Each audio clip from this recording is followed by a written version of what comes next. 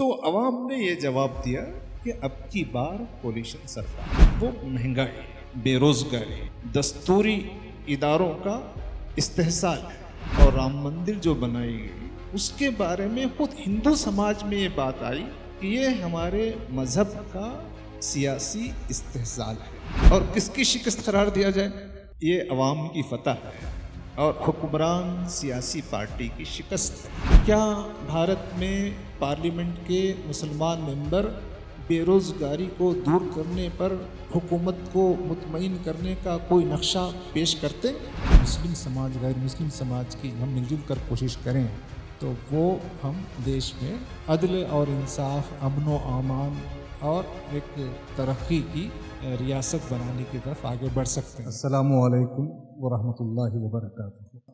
مجھے آپ کے درمیان میں 2024 کے پارلیمنٹ کے الیکشنز، اس کے نتائج اور اس سلسلے میں مستقبل میں ہماری جو ذمہ داریاں ہیں اس کو سمجھنے اور بیان کرنے کی کوشش کروں گا انشاءاللہ۔ آپ حضرات کے علم میں ہے کہ 2024 کا یہ پارلیمنٹ کا الیکشن بھارت کے پارلیمانی انتخابات میں ایک بہت ہی اہم الیکشن قرار دیا گیا تھا۔ تمام ماہرین یہ بار بار اعلان کرتے تھے کہ یہ انتخاب بہت اہم ہے، اور میں بھی ان حضرات کی بات کی تائید کرتا ہوں۔ 2024 کا یہ پارلیمنٹ کا الیکشن اس قدر اہم کیوں ہو گیا تھا؟ اس کی وجہ ہر گروپ کے پاس، ہر کمیونٹی کے پاس، ہر ریاست میں الگ الگ ہو سکتی ہے۔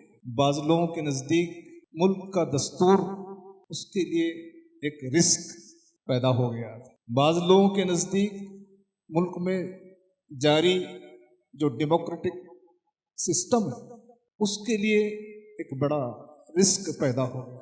بعض لوگوں کے نزدیک جو ریزرویشنز ہیں، SC ST OBCs، یہ ریزرویشنز کے ختم ہو جانے کا ایک خطرہ انہیں لاحق ہو گیا۔ بعض لوگ ملک میں ڈکٹیٹرشپ، تانا شاہی، اس کو محسوس کر رہے ہیں۔ بعض لوگوں کے نزدیک جو جمہوری ادارے ہیں، مثلاً parliament, election commission, supreme court of India, CBI اور جتنی ایجنسیز ہیں، ان سب کو لوگ اپنے سیاسی مقصد کے لیے استعمال کر رہے ہیں۔ تو یہ ادارے، ان کی قانونی حیثیت، ان کی آزادانہ حیثیت، ان کی خود مختاری، اس کو خطرہ محسوس کرتے ہیں۔ کسان، فارمرز، وہ ایک الگ نقطہ نظر سے اس کو دیکھتے تھے۔ کرسچنز، مسلمز اس کو ایک الگ نقطہ نظر سے دیکھتے تھے۔ مسلمان نفرت کی سیاست، نفرت پر مبنی جرائم، bulldozer politics, lynching, uniform civil code, ان تمام امور سے مسلمانوں کو بھی ان کی زندگی میں بڑی تنگی محسوس ہوتی تھی۔ تو اس کو الگ الگ لوگ الگ الگ ڈھنگ سے دیکھ رہے ہیں۔ اس لیے سب کا ایک مشترک خیال یہی تھا کہ یہ انتخابات بہت اہم ہیں، اس لیے اس انتخابات میں بھرپور حصہ لینا چاہیے۔ اور جو فرقہ پرست قوتیں ہیں وہ ان انتخابات کو ایک الگ نقطہ نظر سے دیکھتی تھی۔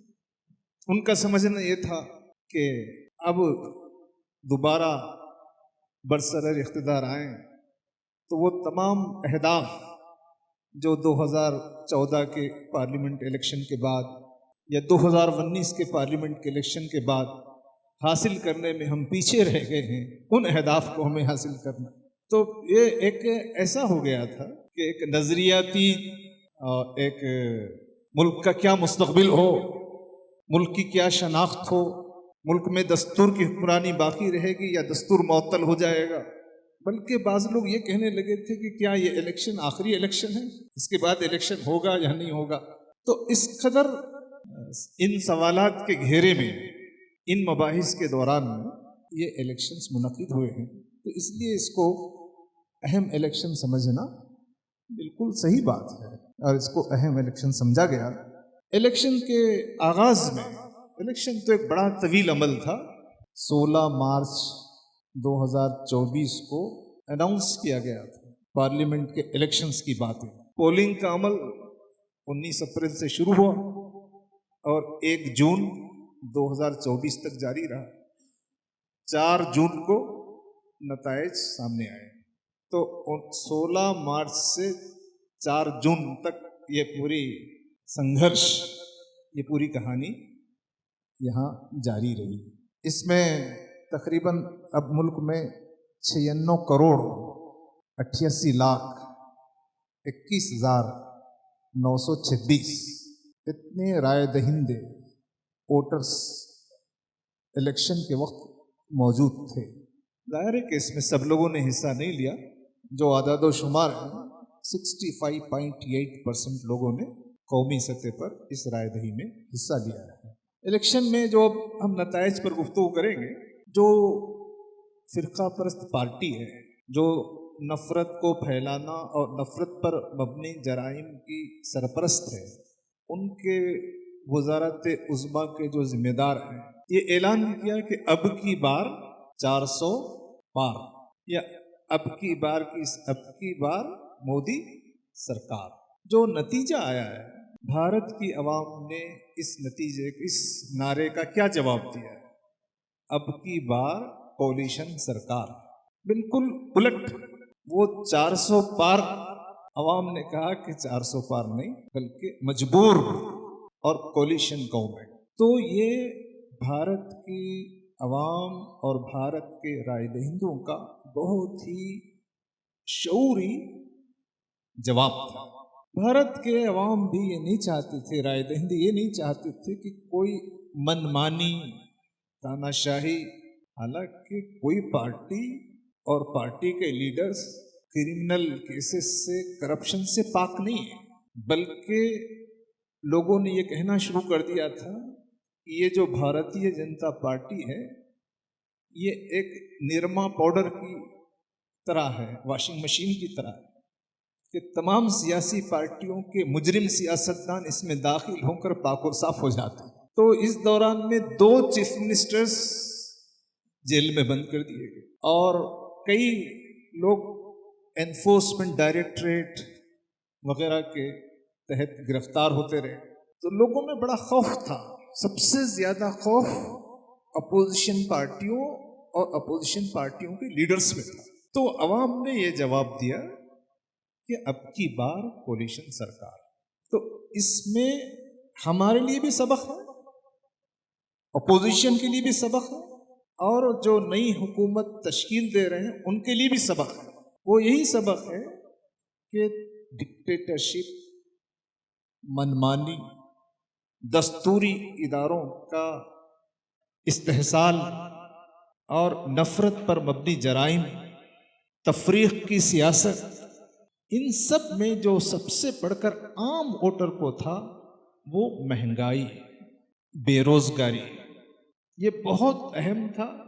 ہر ریاست میں الگ الگ تھا. کرناٹک میں کیا چیز ابھری ہوئی تھی وہ تو کرناٹک کے لوگ بتا سکتے ہیں، لیکن دیش بھر میں جو بات ابھر کر آئی تھی وہ مہنگائی، بے روزگاری، دستوری اداروں کا استحصال ہے. اور ہندوؤں سماج کے اندر یہ بات آئی تھی کہ ہندو مذہب کا استحصال ہو رہا ہے. رام مندر کے نام پر جو تحریک شروع کی گئی اور رام مندر جو بنائی گئی، اس کے بارے میں خود ہندو سماج میں یہ بات آئی کہ یہ ہمارے مذہب کا سیاسی استحصال ہے. اب یہ بہت زیادہ ہو گیا. بس اس کا رد عمل ہے کہ عوام نے انہیں کولیشن پر، سرکار بنانے پر مجبور کیا ہے. اس لیے اس کو کس کی فتح قرار دیا جائے اور کس کی شکست قرار دیا جائے؟ یہ عوام کی فتح ہے اور حکمران سیاسی پارٹی کی شکست ہے. اس لیے بہت سے لکھنے والوں نے لکھا کہ اب کی بار 400 پار نہیں ہو سکا ہے، اس لیے اخلاقی طور پر شکست تسلیم کرنا چاہیے، اور اخلاق موجود ہیں تو حکومت بنانے سے انکار کر دینا چاہیے. لیکن ظاہر ہے کہ اتنے اونچے اخلاق موجودہ سیاستدانوں سے اس کی کوئی توقع نہیں کی جا سکتی. لیکن سیاسی شکست بھی ہے کہ بھارتیہ جنتا پارٹی اپنے بلبوتے پر 272 سیٹ کا آنکڑا پار نہیں کر سکی. اس لیے بی جے پی ہار چکی ہے. یہ این ڈی اے وغیرہ کیمپین میں بہت کم یاد آئے ہیں. ہمیشہ مودی کی گارنٹی، مودی کی شخصیت بی جے پی ہی چھائی رہی. لیکن جیسے ہی آنکڑا 240 پر رک گیا تو سب باتیں پھر یاد آ گئی. تو یہ اخلاقی شکست بھی ہے، یہ سیاسی شکست بھی ہے. اس این ڈی اے کی چادر میں اپنی شکست کو چھپانے کا انتظام انہوں نے کیا ہے. لیکن ان کے دل کو معلوم ہے کہ عوام نے انہیں مسترد کیا ہے. لیکن چونکہ حکومت سنگل لارجسٹ پارٹی اور دیگر لوگوں کے باہم ملنے سے بنتی ہے، اس لیے بعض لوگوں نے اس الیکشن کے رزلٹ کو بی جے پی کے لیے ایک خطرناک وارننگ سے تعبیر کیا ہے، اور کانگریس کے لیے ایک خوشخبری اور ایک امید کی حیثیت سے تعبیر کیا ہے. اس الیکشنز میں اس کے تجزیے میں جو الگ الگ باتیں ہیں، ایک اہم بات جس کو عوام کو بھی سمجھنا چاہیے، اپوزیشن پارٹیز کو بھی سمجھنا چاہیے کہ قوم پرستانہ نفرت پر مبنی جرائم، اس کے بجائے لوگوں نے ترقی اور انصاف، سماجی انصاف، اس کو ترجیح دی. ہم جیسے ارکان کارکنان کو بھی، سماج میں کام کرنے والوں کو بھی یہ موضوع کہ سب کی ترقی، سماجی انصاف، معاشی انصاف، سیاسی انصاف، یہ ایک بہت ہی لوگوں کی ضرورت کا موضوع ہے. ان موضوعات پر کام کرنے کی ضرورت ہے. لوگ اس سے محروم ہیں اور یہ پانا چاہتے ہیں، اور یہ انہیں عطا کرنے کی کوشش، یہ بھی تحریک اسلامی کا ایک اہم کام ہونا چاہیے. جو اس موقع پر اہم بات آئی وہ فیض آباد ایودھیا کی سیٹ کا ہار جانا بھی ہے. اس کا الگ سے ذکر اس لیے کہہ رہا ہوں کہ اس کی ایک الگ اہمیت ہے، ورنہ پورے اتر پردیش کا جو رزلٹ ہے، بے شک کرناٹک کے لوگ قابل مبارکباد ہیں کہ ملک بھر میں فرقہ پرست قوتوں کو چیلنج کا آغاز کرناٹک کے اسمبلی الیکشنز میں، یہاں جو جن کو سیکولر اور دستوری اخلاقیات پر مبنی سیاست کے طور پر یاد کیا جاتا ہے، کانگریس اور ان کے الائنس کے لوگ، وہ یہاں حکمران بنے. اور یہاں سے ایک تو کرناٹک کو وہ اعزاز جاتا ہے. لیکن پارلیمنٹ کے الیکشن میں سب سے اچھی کارکردگی اتر پردیش کی ہے. یہاں ضروری نہیں کہ اچھا کام ہوا ہے تو اچھے نتائج ہیں، کام ہوا ہوگا. نہیں، بعض جگہ ایسا ہوتا ہے کہ کام بہت ہوتا ہے، نتیجہ الگ آتا ہے. بعض وقت کم کام ہوتا ہے، نتیجہ الگ آتا ہے. تو نتیجہ کوئی کام کے زیادہ کم ہونے کا پیمانہ نہیں ہے، نتیجے کے کئی فیکٹرز ہوتے ہیں رزلٹ کے.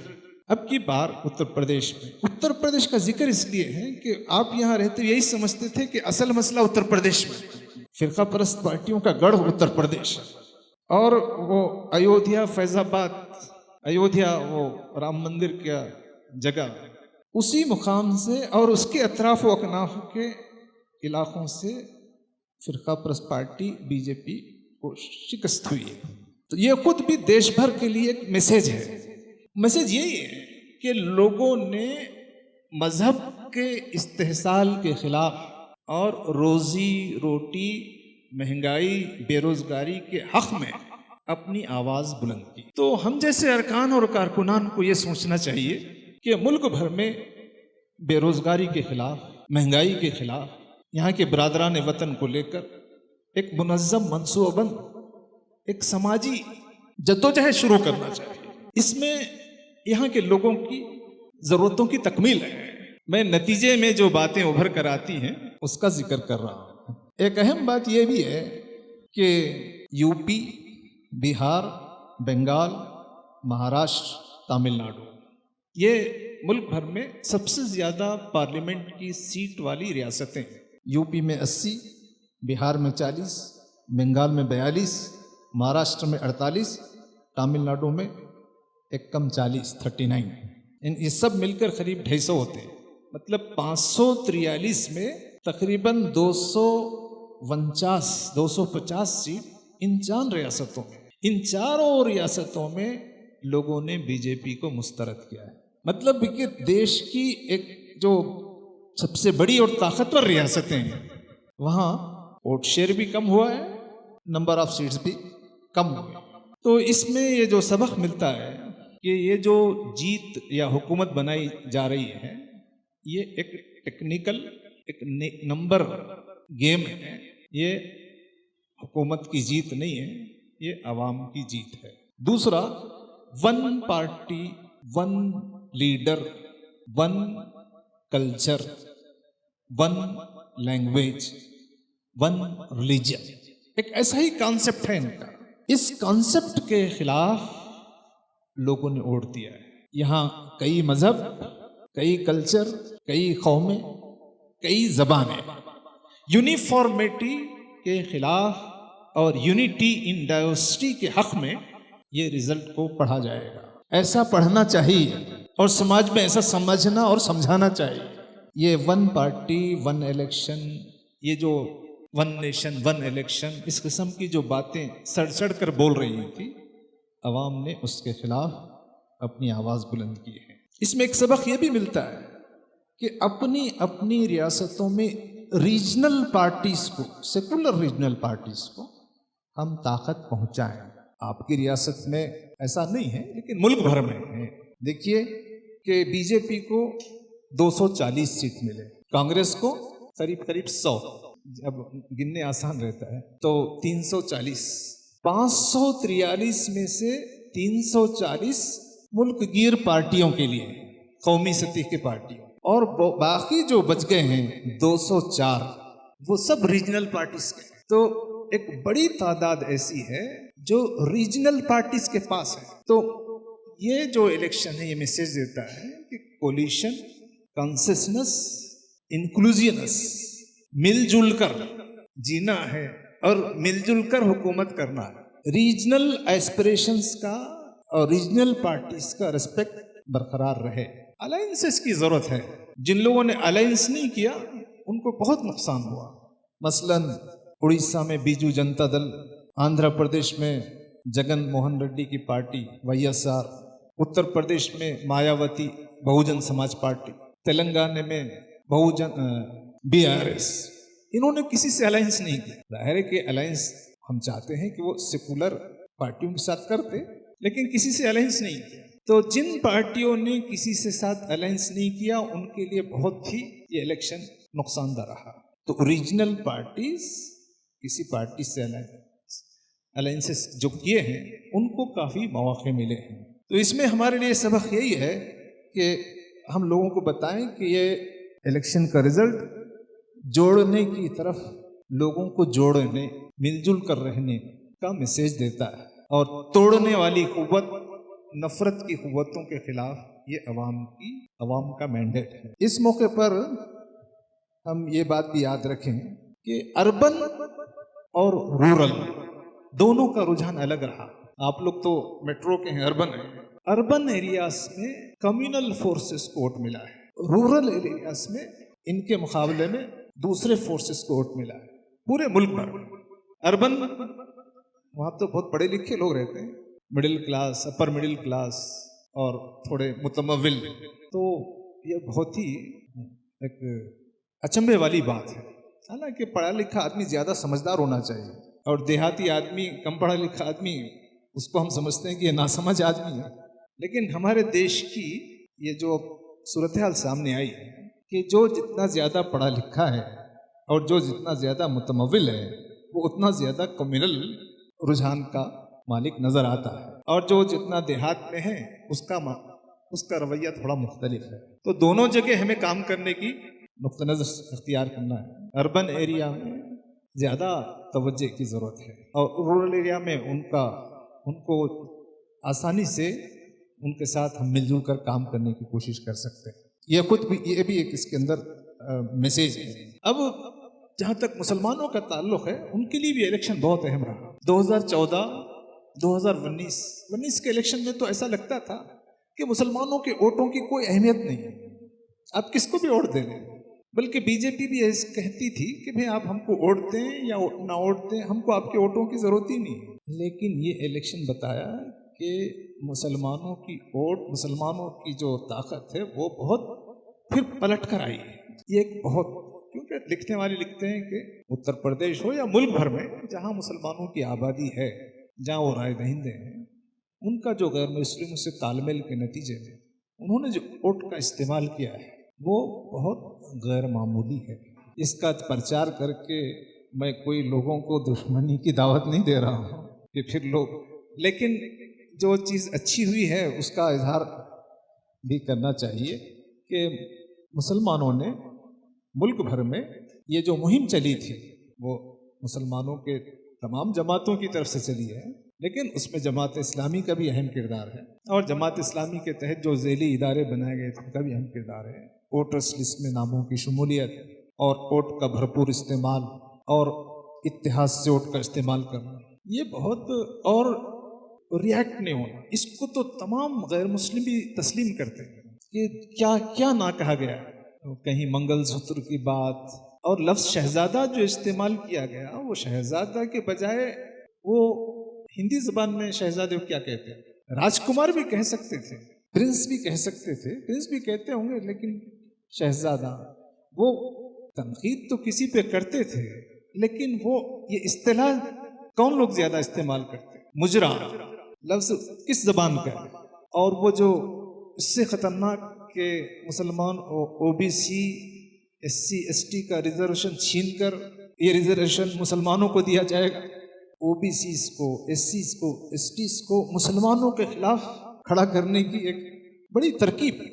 لیکن ان سب کے باوجود مسلمانوں کا جو صبر، ایک سوئی، اور غیر مسلم سماج کا بھی اس پورے کھیل کو سمجھنا، اس کا مطلب یہ ہے کہ بھارت کے عام لوگوں نے، پارٹی کے کیڈر تو جس کے کیڈر اس پارٹی کے ساتھ ہے، لیکن عام جنتا نے اس پوری سیاست کو بہت اچھی طریقے سے سمجھا، اور اس کو جیسے اس پہ ریئیکٹ کرنا ہے اس طریقے سے ریئیکٹ کیا، بھیجا اور غلط طریقے سے حاصل مواقع کو ضائع نہیں کیا ہے۔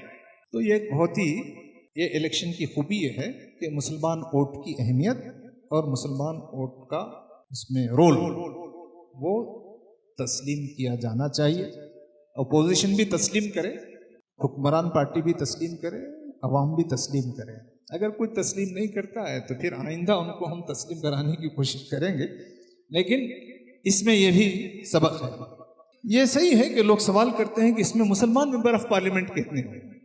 جب اتنا سب کچھ اچھا ہوا ہے، اس پر ہم کچھ دیر گفتگو کر کر باقی باتیں ہم مکمل کریں گے اور میں جگہ لوں گا۔ بھارت میں سب سے زیادہ مسلم ممبران پارلیمنٹ 1980 میں رہے ہیں، 48، اور سب سے کم 2014 میں رہے ہیں جب 23۔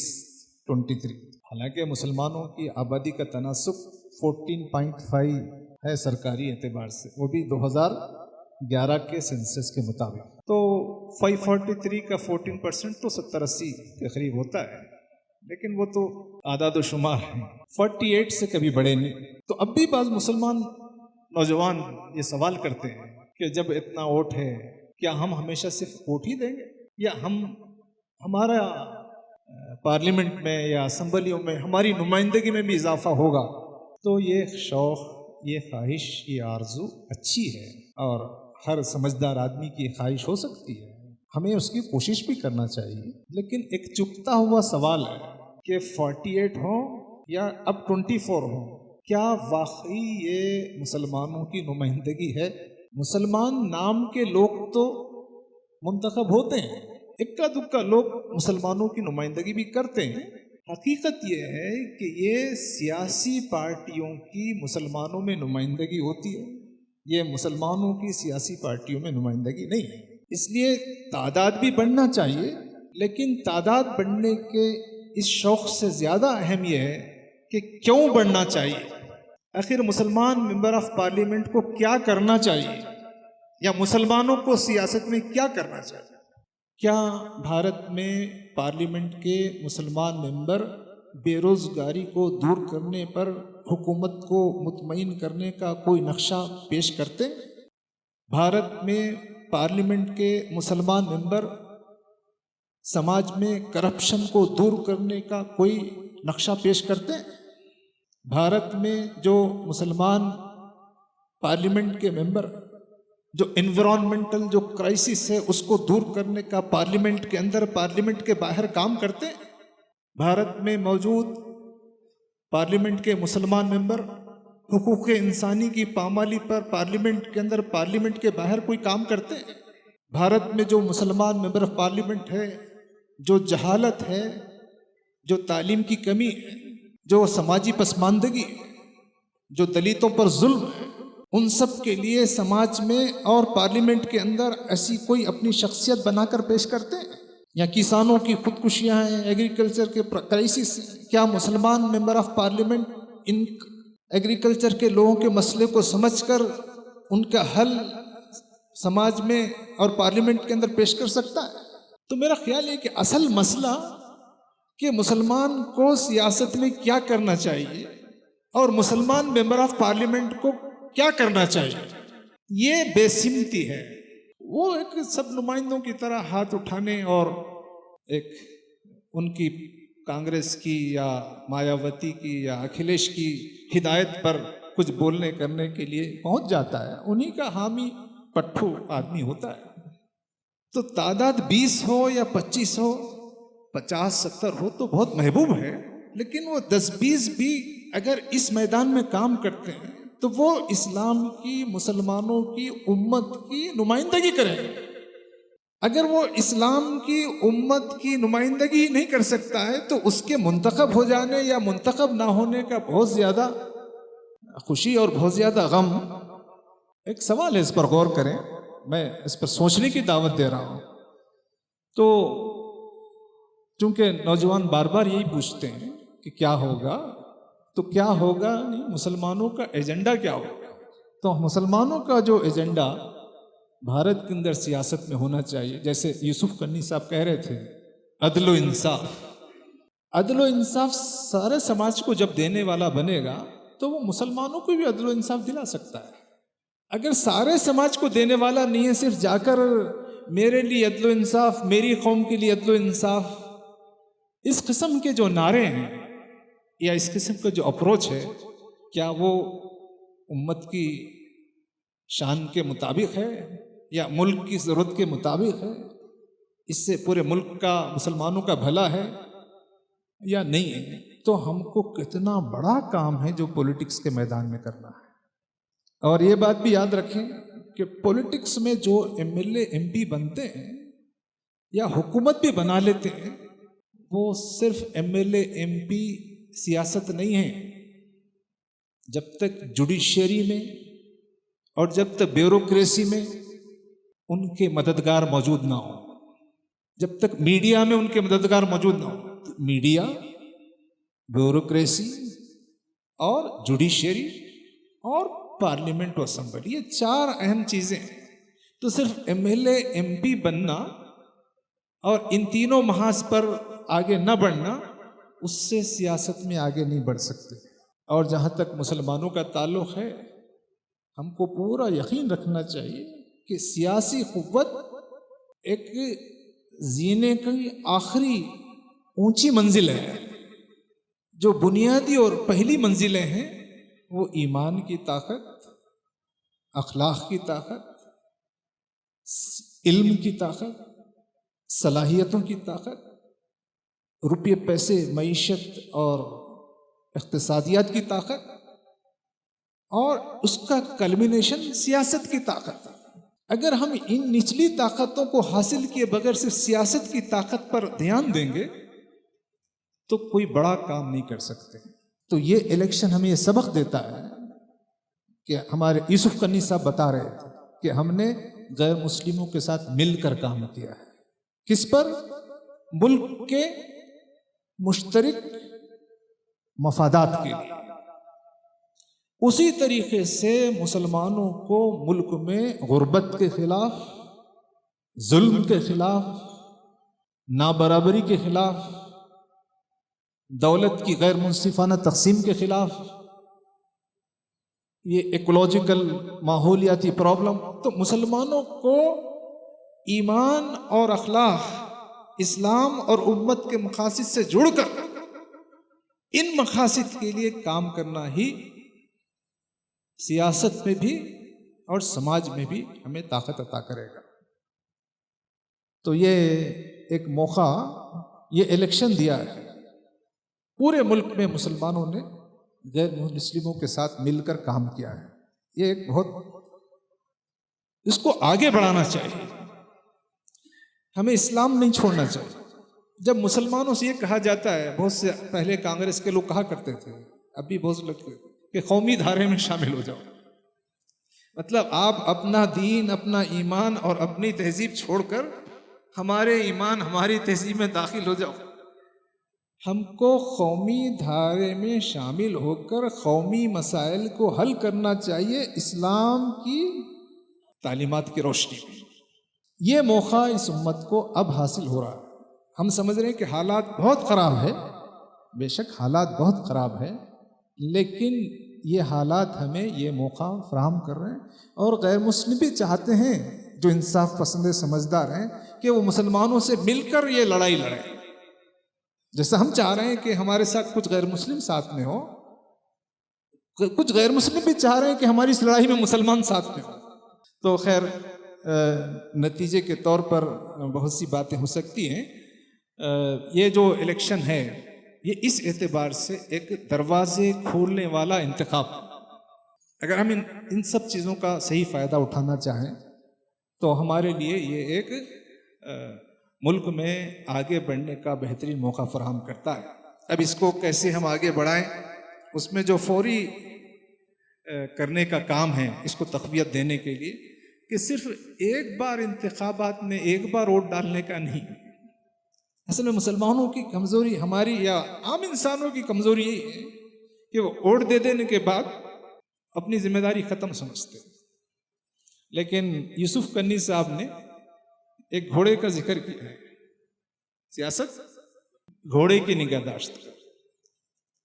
بالکل وہ لغوی اعتبار سے کیا ہے نہیں ہے وہ اطہر اللہ شریف صاحب بتا سکتے ہیں، لیکن جو عام بات ہے کہ گھوڑا بے لگام ہو تو پھر اس پہ سواری بہت مشکل ہے. ووٹ دے دینے کے بعد یہ لیڈرز بے لگام گھوڑے کی طرح ہو جاتے ہیں. تو اس گھوڑے پر سواری کرنے کا فن عوام کو آنا چاہیے. ایک بار ووٹ دے دینے سے بات نہیں بنتی ہے. ہم سمجھتے ہیں کہ ہم نے ووٹ دے دیا ہے، ووٹ دے دیا ہے نہیں، اس کی گردن پر سوار ہو کر مستقل کام لیتے رہنا پڑے گا. کبھی کامیابی ملے گی، کبھی ناکامی ملے گی. یہ سیاسی پارٹیاں، سیاسی لیڈرز اصل نہیں ہیں، اصل عوام ہے. یہ سبق بھی ہے اس رزلٹ میں. اس لیے اصل تعلق عوام سے ہونا چاہیے. مسلم عوام، غیر مسلم عوام، ان سے ہمارے تعلقات ہو، ان کی ذہن سازی ہو، ان کے ہمارے گہرے سمبند ہو، تو ہم ان تمام پولیٹیکل پارٹیز کو راہ راست پر رکھنے کی کوشش کر سکتے ہیں. تو فوری اب جو آنے والے ہیں، یہاں تو نہیں ہے آپ کے پاس، لیکن اسمبلی الیکشنز ہیں. اگر ان اسمبلی الیکشنز میں بھی فوری اکتوبر میں ہے، تقریباً ملک میں 5 جگہ ہونے والے ہیں، اگر یہی بات دہرائی گئی جیسی سلیکشن میں ہے، تو پھر ان فرقہ پرستوں کی سیاسی سطح پر کمر توڑی جا سکتی ہے. جہاں تک سماج کی سطح پر توڑنا ہے، وہ آسان کام نہیں ہے، ایک دن کا کام نہیں ہے. انہوں نے 100 سال کے بعد یہ فصل کاٹی ہے، ہمیں کم از کم 25 سال تو اس زہر کو دھونے میں لگیں گے. ہم یہ نہ سمجھیں کہ یہ سیاسی جو معاملات کی وجہ سے سماج میں جو فرقہ پرستی ہے وہ بس یوں ہی ختم ہو جائے گی. اتنا آسان نہیں ہے. سیاست کی فرقہ پرست، سیاست میں فرقہ پرست قوتوں کو روکنا ایک الگ کام ہے، اور سماج میں فرقہ پرستی کو دور کرنا ایک الگ کام ہے. دونوں محاذ پر کام کرنے کی ضرورت ہے. اور وہ جو سبق تھا عوامی جدوجہد کا، بے روزگاری، مہنگائی، اس کو ہم اختیار کرنے کی ضرورت ہے. تو متعین طور پر تو ہماری ذمہ داریاں کیا ہیں اس کو لکھ کر بیان نہیں کیا گیا، لیکن اس گفتگو میں کہیں نہ کہیں ذمہ داریوں کا ذکر بھی ہو گیا ہے. لیکن جو کچھ ہوا ہے اس میں بھارت کی جو جنتا ہے، رائے دہندگان ہیں، وہ تعریف اور قابل تحسین ہے، اور اس رخ کو آگے بڑھانے میں انٹر ڈیپینڈنٹ مسلم سماج، غیر مسلم سماج کی ہم مل جل کر کوشش کریں تو وہ ہم دیش میں عدل اور انصاف، امن و امان اور ایک ترقی کی ریاست بنانے کی طرف آگے بڑھ سکتے ہیں۔ البتہ وہ جو باتیں ہیں جو درس قرآن میں آ رہی تھی وہ بہت اونچے درجے کی باتیں ہیں، لیکن کم از کم ہم کم درجے کی باتوں کو تو اس ملک میں حاصل کرنے کی کوشش کریں۔ جزاک اللہ، شکریہ، السلام علیکم۔